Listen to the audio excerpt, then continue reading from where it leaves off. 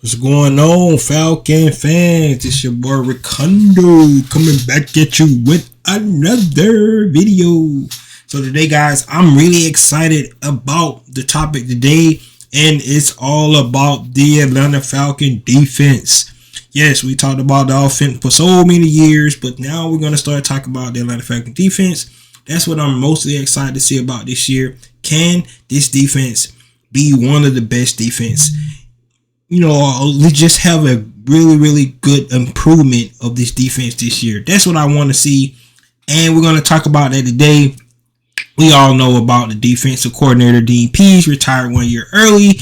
I think it was time. Congratulations on him on his retirement.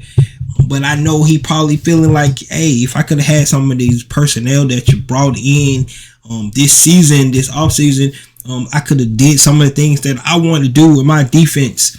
But I think Dean Pease did what he had to do with the personnel that he was given over the first two seasons, in which, you know, the numbers does not show, you know, how Dean Pease was able to do what he did. But I thought he did a pretty good job with the personnel he had. And if you go look at how the defense improved throughout the season in both seasons, I thought he did a great and tremendous job for Dean Pease. Moving forward, the Atlanta Falcons did bring in co-defensive coordinator and from the New Orleans Saints to the Atlanta Falcons to be our defensive coordinator, Ryan Nielsen, which is going to be his first time being the man on the defensive side all by himself. You know, even though the Atlanta Falcons did bring in Jerry Gray as the assistant head coach and defensive pass coordinator to assist Ryan Nielsen, Ron Nielsen is going to be the guy. It's going to be interesting to see how he decides to actually deploy this defense this year. He mentioned it's going to be hybrid, but you know, being with the New Orleans Saints for all those seasons, which we can honestly say that the Saints defense was pretty good during that 10-year with Ryan Nielsen being there as the defensive line coach and the defensive assistant, the co-defensive coordinator this year with the Saints. They was pretty good, you know, all those seasons, especially at the front with the defensive line. Some of the things they was able to do. Of course, the Atlanta Falcons do not have the same personnel, especially to play that 4-3 defense that the New Orleans Saints played. That's why I believe it's definitely going to be a hybrid, because the Atlanta Falcons invested a lot in guys like Armor Ebiketie, D'Angelo Malone, bringing those guys in to be able to be, you know, the pass rush that we need. So the hybrid is definitely going to be something that the Atlanta Falcons is going to be able to utilize the strengths of the players that they have. However, today, what I really want to talk about is one of the things that Allen was able to use when he was with the New Orleans Saints that Ryan Nielsen maybe bring with him a little bit, and that's to run that 4-2-5 defensive scheme that worked so well for the New Orleans Saints when they deployed it out a lot of times with the New Orleans with that team. So I really want to talk about that today. It won't be the only defense that the Atlanta Falcons deploy, but I believe when they do deploy, it's going to be really effective based on the personnel we have, and we're going to talk about that today. And first question, I know everybody want to know, so what is that 4-2-5? The 4-2-5 is definitely a four-man front, right? You're going to have two ends. We don't know who those ends going to be. We're going to have a nose and a tackle in the middle. And we know that's probably going to be David Amayada and Grady Jarrett in the middle. Probably Calais Campbell definitely is one of the ends. Don't know who the other end is going to be. We just have to wait to see. Could it be Armor Ebiketie? Could it be Lorenzo Carter? We don't know. Could be Bud Dupree. We just have to wait to see who the other end will be. The two linebackers, more likely, are going to be Caden Ellis and Troy Anderson in the middle. And then that 5-piece is going to be 5 DBs, right? Now that 5th DB is really what they call a rover or slash or a SAM, right? So it can either be a linebacker that's able to have coverage ability and able to rush the passer, or it could be a big, what we call big nickel when we get into the safety position. A guy like Jalen Hawkins could play that position, or you could put Richard Grant there, right? As well. and then you have your 2 safeties and your 2 corners. So that's with the 4-2-5. It allows you to have 5 DBs on the field. The big reason why defensive coordinators like to run this 4-2-5 because it keeps 6 personnel in the box to stop the run. That's one of the things that Ryan Nielsen really mentioned about, that he wanted to be able to stop the run and not allocate a lot of resources for that, right? So that front 4 plus those 2 linebackers, they can stop the run. There's 6 men in the box, but it also helps with the passing game as well because you got 5 DBs on the field to be able to stop the passing game. So that's one of the reasons why a lot of defense coordinators go to this 4-2-5. The big key, you have to have the personnel, especially at that rover sound position, because it's got to be somebody that can definitely be able to cover, but you want somebody to be able to come up and stop the run and rush the passer as well. So that position is something that I believe the Atlanta Falcons definitely can have on the squad. You just don't know who they plan to put at their rover or that sound position. They could put a guy like Kaden Ellis there because he's able to rush the passer, able to be really, really good in the running game, and he has the coverage ability as well. And then if they do that, who's going to be the other linebacker beside Troy Anderson? Will they bring Michael Walker in, a guy who does have coverage ability? I really believe he kind of struggled, getting off blocks and filling ran gaps last season. So that's something that he would have to work on if they was to put a guy like Kaden Ellis at that Sam or that road position. We know who our 2 safeties is going to be. It'll be Richie Grant and, of course, Jesse Bates III. Right now, we're expecting our corners to be Jeff Okudah and AJ Terrell. So that's to be our 5 DBs, the 2 linebackers, and then your front 4. That's that 4-2-5. Like I said, the big advantage is you want to have 6 in the box and still have the ability to play the pass as well with the 5 DBs. It's really, really good to use that. So that's the strengths, of be able to play the run and the pass. If you're looking at the weakness for a 4-2-5, which offense would definitely try to take advantage of, is since you have that rover, that Sam on the strong side, offense is probably going to try to attack the weak side of the defense away from that rover, away from that Sam, right? So that's where they're going to try to attack for the most part in the run game and in the passing game. This is where Jesse Bates would come in because he's going to have to fill in on that weak side, filling alleys in the run game, which I think he is more than capable of doing, and he has to be able to cover as well on that weak side, being able to be out and cover. So that free safety position on the weak side is definitely something that Jesse Bates able to do.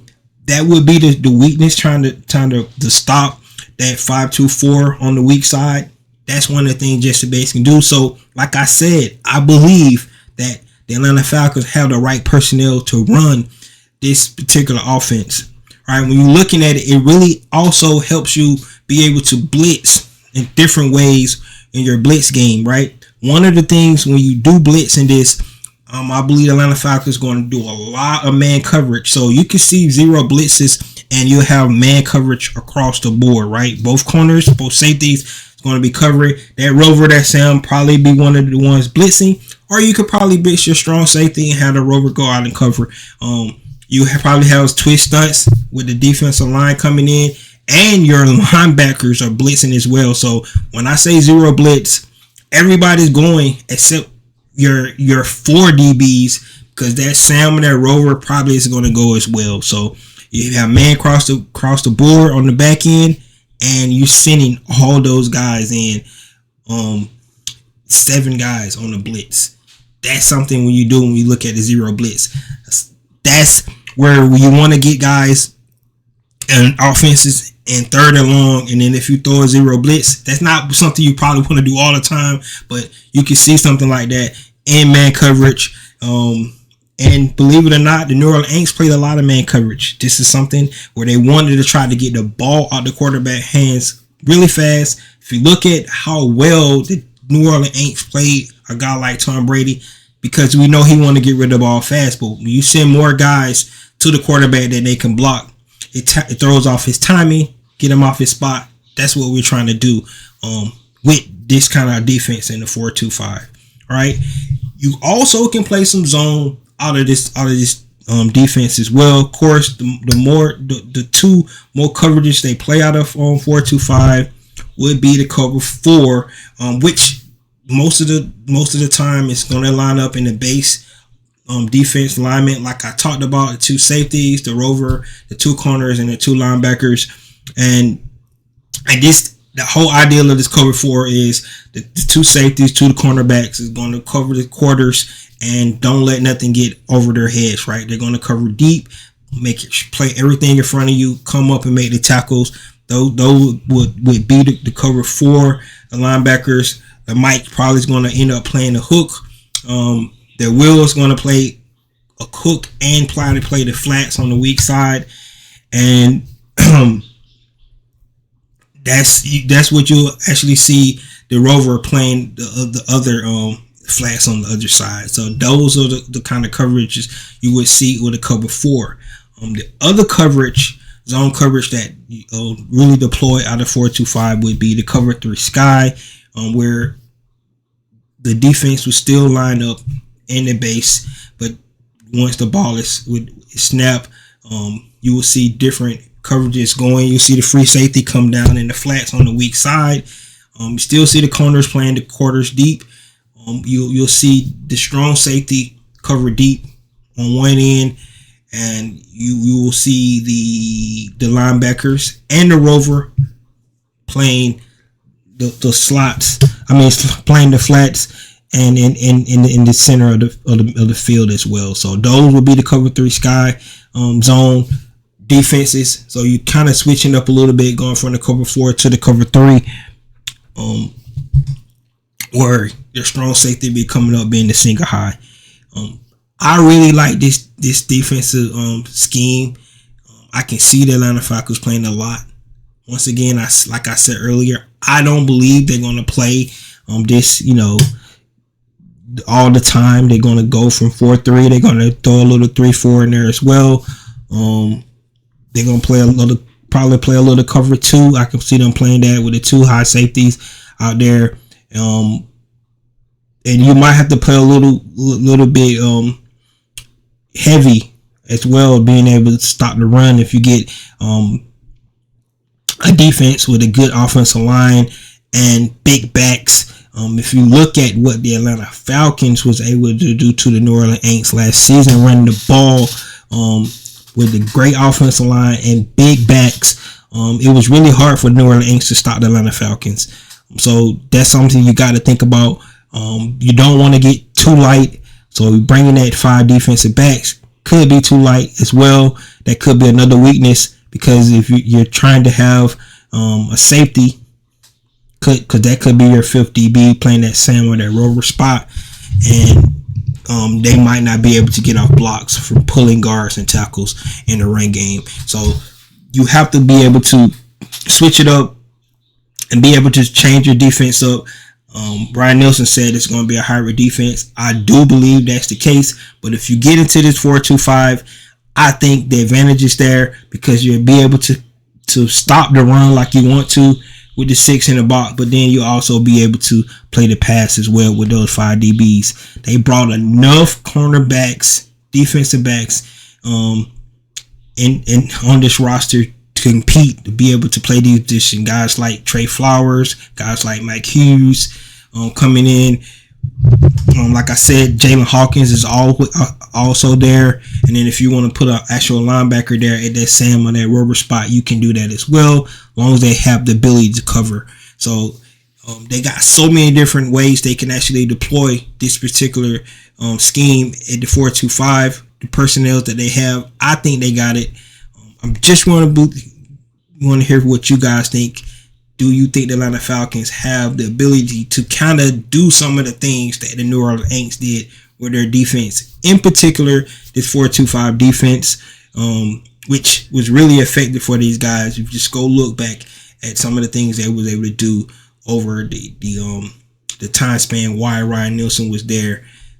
I think it really starts at the front 4, but being able to have those 5 DBs in the backfield, I think was really good as well, because it's hard to pass with that many defensive backs in the backfield.